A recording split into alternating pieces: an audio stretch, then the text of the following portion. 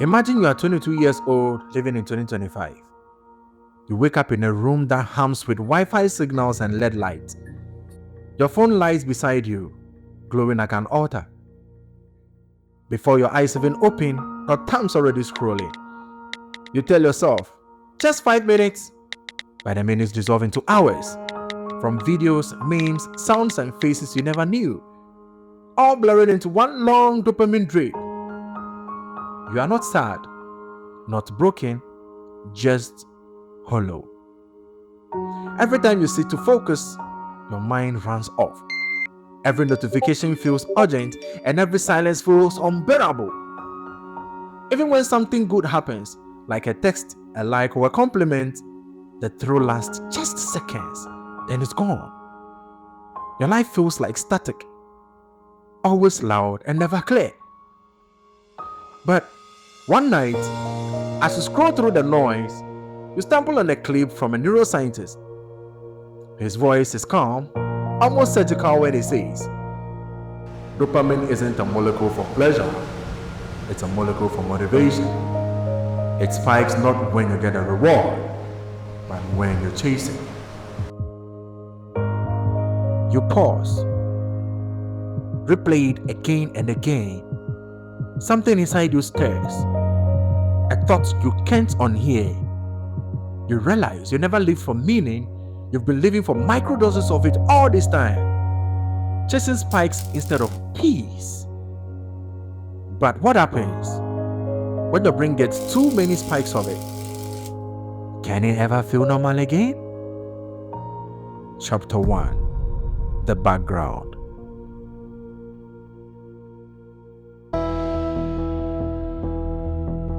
Days melted into one another. Sakode, your friend, stopped checking in. Stoneboy and Shatawale's WhatsApp message turned from "Where are you, buddy?" to nothing at all. Mom's call stuck like dust on your conscience, and you told yourself they would understand once you caught up, and that maybe they don't really understand you. But you never checked back on them because the media never gave you the time to. You were always one scroll away from starting. Besides, this makes you feel good, innit? Your mind wasn't quiet, it was just overfed. Dopamine spikes firing for things that matters to only you, but not for the world around you. But look, this taps the part of your brain meant for memory, focus, and meaning. Now, the exam came. You stared at the questions that should have been easy. The words blurred. Can you imagine that?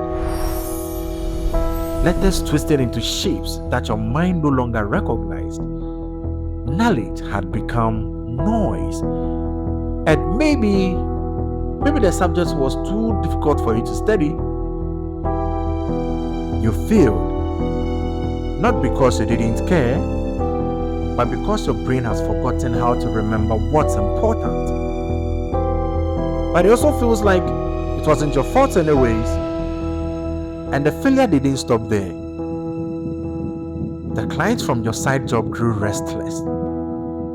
You promised to deliver, but you got lost in the loops of nothing.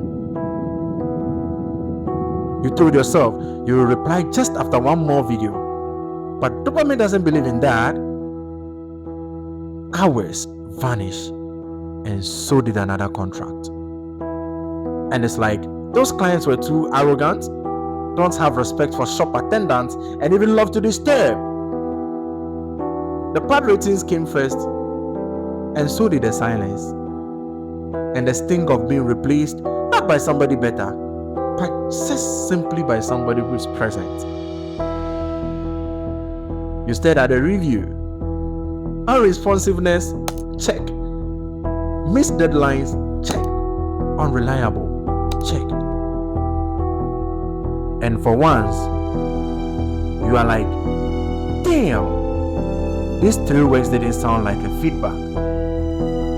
Sounded more like an audio mirror. But You didn't cry, you just scrolled. Because even failure hurts less when something new is playing, huh?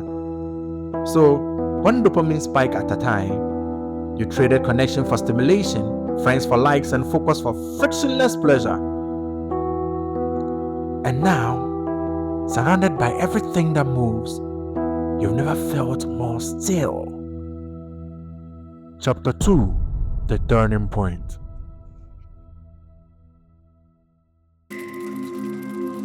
Meet Liam, the one this whole story is about.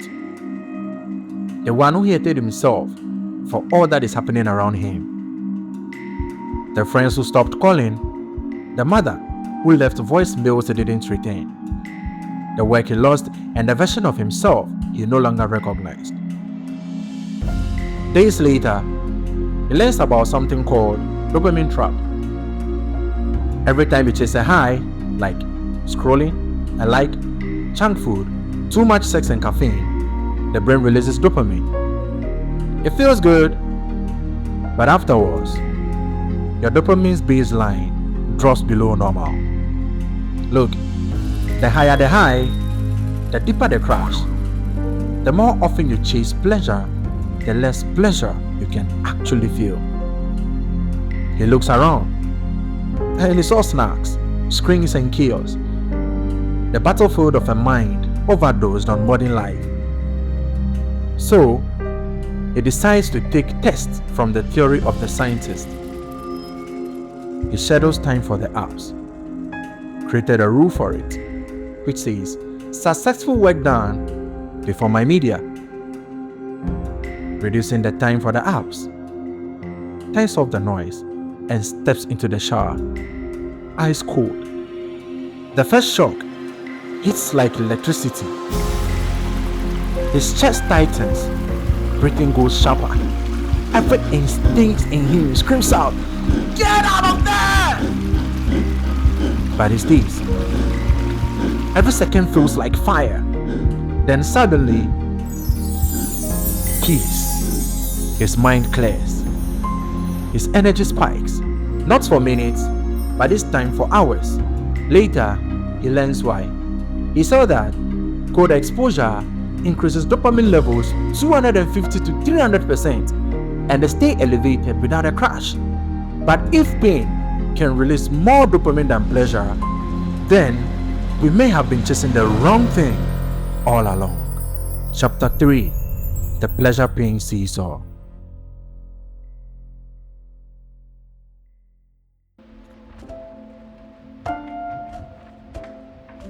You start to see the pattern. The brain isn't broken, it's balancing. It runs on a pleasure-pain seesaw. Too much pleasure, and the seesaw tips towards pain. Scrolling, junk food, overindulgence, all feels good until it doesn't feel good anymore. So, you start small. You give your brain what it forgot it needed. Nature's tools. 1. Morning sunlight. The kind that kisses your skin before the world wakes. It tells your body, you are alive, baby. 2. Exercise. Not punishment, but a rhythm that sings your body with balance. Movement that makes your blood not crash. 3. Tyrosine-rich foods, like the eggs, the fishes, and the nuts. They are the building blocks of the chemistry and calmness in you. 4. Sleep. The kind that comes without screens, where the dreams are unfiltered, that could even store your memories. For the first time, you feel it balancing. Not the dopamine chaos of before, not a chase, just efforts that feels good. The brain doesn't reward comfort, it rewards progress. But comfort isn't the enemy here, it's the addiction to the comfort that's killing us. Chapter 4: The Peak. Weeks later, Liam's life looks simple, but his mind feels electric. Hot showers, early mornings, long walks without headphones. Every act of effort gives him small, controlled hits of dopamine. Not a chaos, not a cravings, not a crash, but a steady act of rhythm. He starts to crave the struggle, because every time he leans into discomfort, he grows stronger, calmer, more fit and heavily focused. Huberman's voice echoes in his head. You can't get rid of dopamine. You can only learn how to surf it. And finally, he gets it. Life isn't about avoiding dopamine. It's about ending it. Watch what happens. He is surfing the waves that used to drown him, dancing with what that used to destroy him. Every regret, drop of code, every step. Yes, a reminder, control isn't about restrictions. It's about alignment. And now, he is riding the waves towards purpose. But if this is what control feels like, then we need a serious question here. What happens when the rest of the world never learns?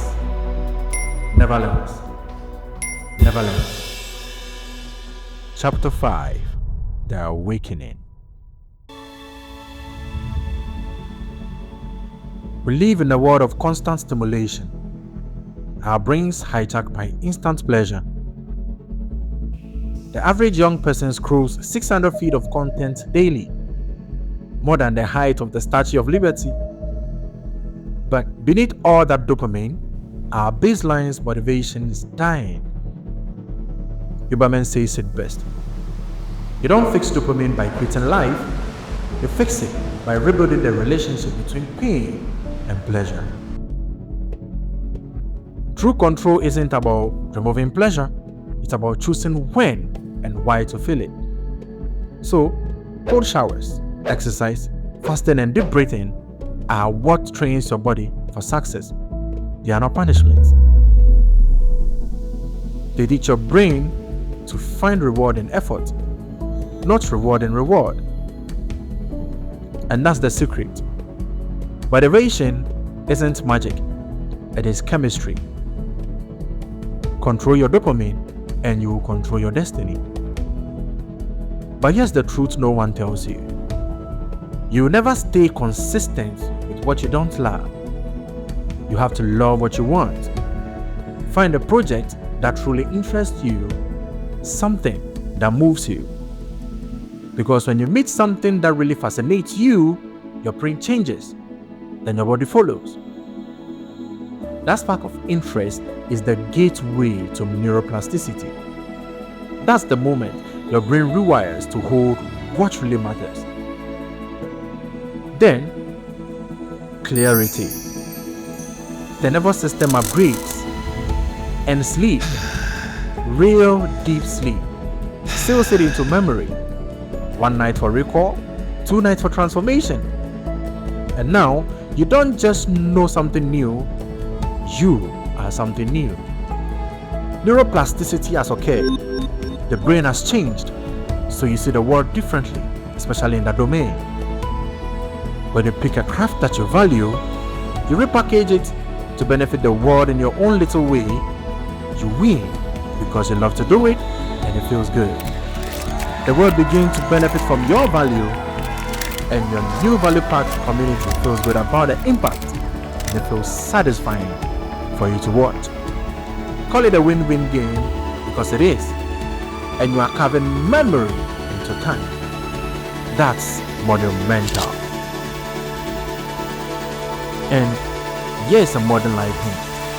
Look, it is better if you take your real life to Instagram. Don't take Instagram to your real life, because the world sees the genuine real you, and your growth inspires people. You are not following blindly. Because every shortcut like that, gambling, pornography, dopamine spiking drugs, they are not pleasures, they are traps that keep your mind hooked. They hijack the brain's secretary motivation and call it fun. To get out, you need something real to chase, like a dream you want to achieve, something that resonates with you, something worth earning. Find an interest, a mission that gets you going, and a person you connect with. Say hi to him in the morning, do something with him, something honest, because love, excitement, and appreciation are the original mind-changing tools, not a distraction. That's how the brain heals. That's how motivation returns. Not escaping pain, but from chasing something meaningful enough to change you. So before you scroll again, ask yourself, is dopamine driving you, or you are finally driving it? This is Swisherman Styles, the science of success, health, habit, high performance.